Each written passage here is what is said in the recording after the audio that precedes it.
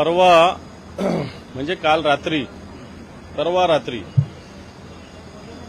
पुण्याला जशी घटना घडली होती तशीच घटना मुंबईत घडलेली आहे। जे आमच्यातून गेलेले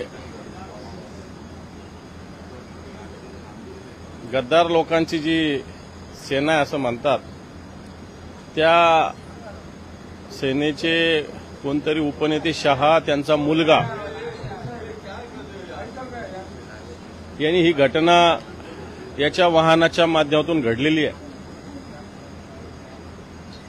आणि अद्यापही हा आरोपी फरार आहे।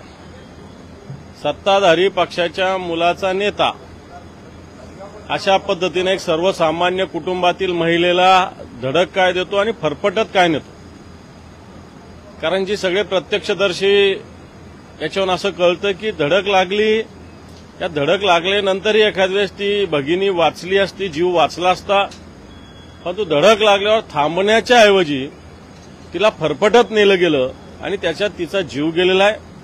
वाटतं सर्वसामान्य माणसाचा जीव किती सहज या महाराष्ट्रात घेता येतो त्याचं एक उदाहरण या कालच्या घटनेतून सुद्धा घडलेलं आहे।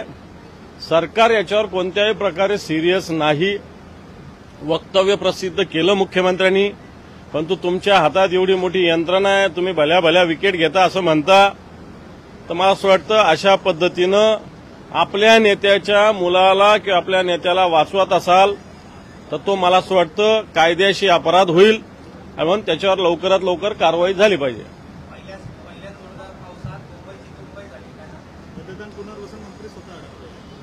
हे पण आत्ता जी माहिती घेतली मी, मदत आणि पुनर्वसन मंत्रीच इथं पोहोचू शकलेले नाही।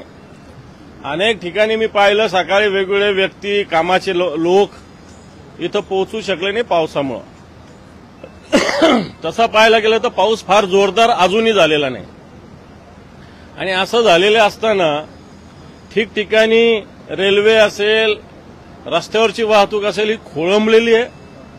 ठिकठिकाणी लोकांचे फोन येत आहे, रात्री फोन आलेले, घरामध्ये कमरेभर पाणी साचलेलं, अशा प्रकारचे सुद्धा रात्री फोन आलेले।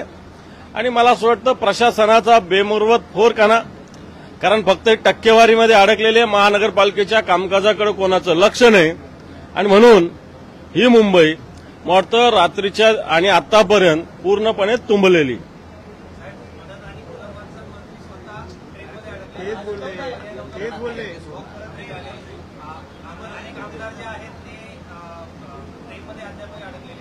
नाही, बरोबर आहे ना, मी तेच सांगितलं की मुंबईत पाऊस येणं हे काय अचानक झालेलं नाहीये।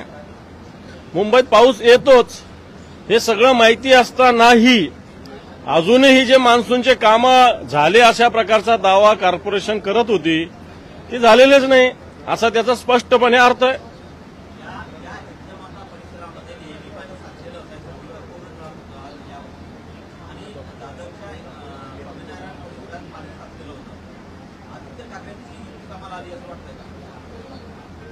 हे पण आदित्य साहेबांनी तर त्याच वेळेस अतिशय चांगल्या पद्धतीनं याच्यावर नियोजन केलेलं होतं।